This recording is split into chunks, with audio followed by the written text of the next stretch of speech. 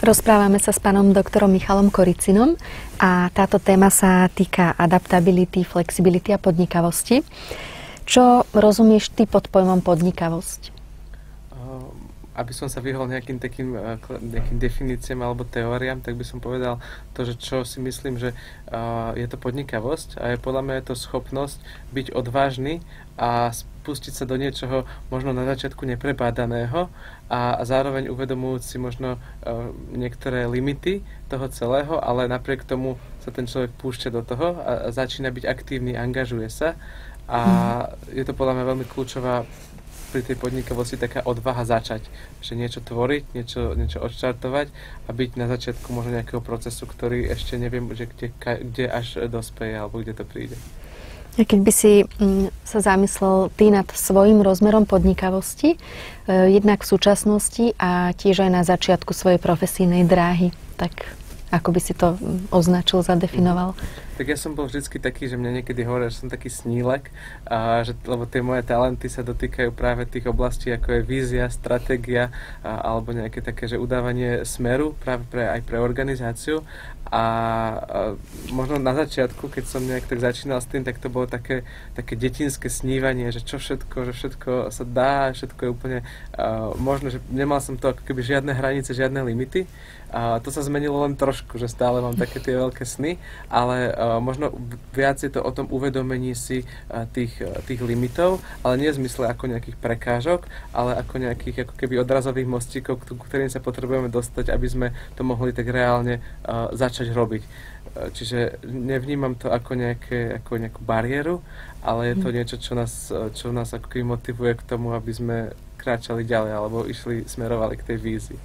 Máš aj v týme nejakých ľudí, ktorí ti tak trošku zosekávajú tie sny a hovoria, že už je to veľmi uletené, buďme pri zemi a podobne? Určite áno, to sa veľmi zíde, takíto ľudia, lebo je to absolútne kľúčové k tomu, aby sme boli reálni, aby sme stále ako keby dokázali tie veci ťahať, lebo jedna vec je mať pekné nápady a pekné vízie, ale že ak ich nepretavíme nejak prakticky do nejakého prvého konkrétneho kroku, tak vždycky ostanú iba tak niekde v povetri.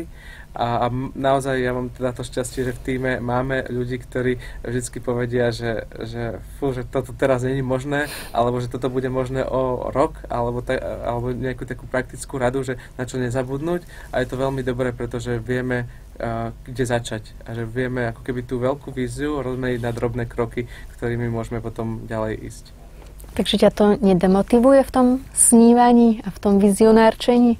My sa tak doťahujeme vždycky na poradách, takže určite to nie je nejaké demotivujúce. Je to skoro aj také, že nám ide všetkým o spoločnú vec, o nejaké spoločné dobro, nejakú spoločnú víziu a každý sa na ňu pozeráme z inej strany, ale to celé dokopy spôsobuje, že to potom začne dávať zmysel a že sa to dá uskutočňovať. A čo by si poradil študentom vysokých škôl na podporu podnikavosti? My keď sme robili taký kurz podnikavosti pre stredoškolákov, tak sme sa im snažili odozdať takú jednu hlavnú myšlienku a to je, že začnite. A je to práve o tom, že nikdy sa človek nebude cítiť dostatočne pripravený na to, keď začne rozmýšľať nad tým, že čo ho všetko čaká alebo čo ho všetko môže čakať.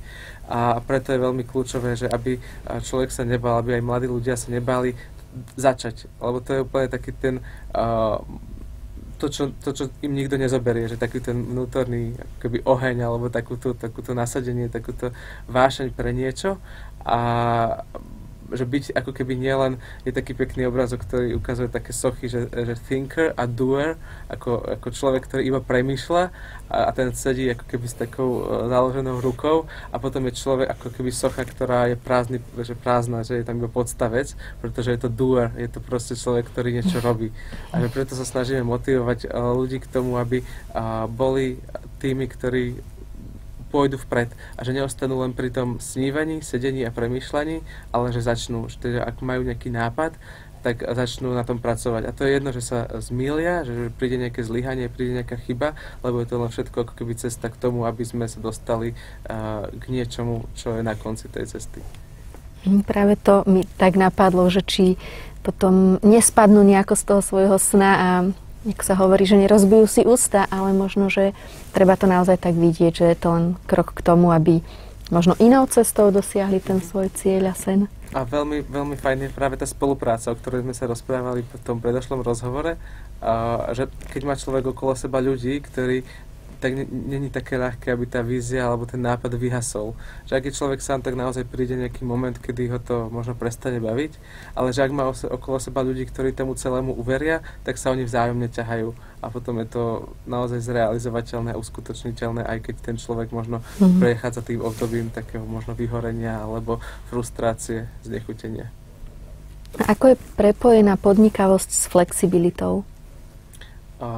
Podľa mňa vo veľkej miere to musí byť prepojené, aj keď nie je to asi automatické, že človek, ktorý je podnikavý, aj flexibilný, že potrebujeme sa tak učiť tomu, že flexibilita sa stáva naozaj jednou z takých kľúčových zručností alebo kľúčových vlastností človeka 21. storočia, lebo vidíme, že veci sa neustále menia a menia sa o mnoho rýchlejšie, ako sa menili doteraz, a či už je to tá situácia, digitálny vývoj, technologický pokrok, spoločenská situácia, politické smerovanie, zdravotná situácia a tak ďalej, že všetko musíme byť ako keby pripravení na to, že sa dejú zmeny. A pre niektorých ľudí to je demotivujúce to, že sa dejú zmeny, lebo je to, že proste stále musím niečo robiť inak, že stále musím prispôsobovať sa niečomu a preto je dôležité, že učiť sa tomu, preto veríme aj u nás v organizácii, že vzdelávanie je práve cesta k tomu, aby sme sa naučili byť pripravení na zmeny, ktoré prichádzajú, ale na niektoré zmeny sa nedokážeme pripraviť, preto potrebujeme byť otvorení a pripravení už len na to, že tie zmeny prídu.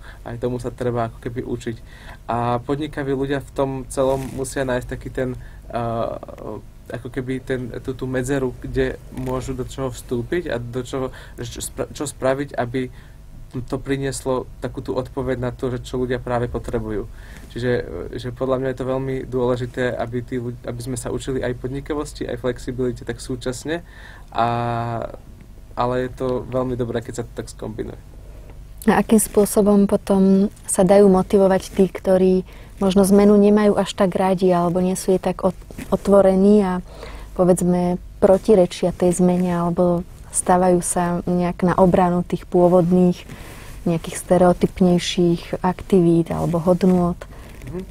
Podľa mňa to pôjde najmä práve aj vo vzdelávaní, to častokrát funguje takým osobným vzťahom. Že ak človek uvidí alebo nejaký osobný konkrétny príklad človeka, ktorý prešiel nejakou zmenou a na začiatku bol možno tiež skeptický voči tej zmene, ale videl, že ako tá zmena môže radikálne ovplyvniť jeho život, posunúť ho a otvoriť mu nové dvere, tak ten človek začína ako keby o mnoho viac veriť tomu, že tá zmena nemusí byť len zlá. Čiže v tomto vidím ako keby veľmi taký dôraz alebo veľký význam práve v toho, že v tom, aj pri tom vzdelávaní, pri tom učení sa tvoriť vzťahy. Je taký pojem, mne sa to veľmi páči, že edu friends. Sú to ako keby priatelia iba kvôli tomu, že sa spolu učia, spolu sa vzdelávajú a ide o to, že aby sme sa vedeli potiahnuť v tom a inšpirovať sa navzájom. Čiže podľa mňa toto môže byť jedna z tých ciest, ako takémuto človeku pomôcť takú zmenu nejakým spôsobom prekonať. Ďakujeme pekne. Ďakujem aj ja.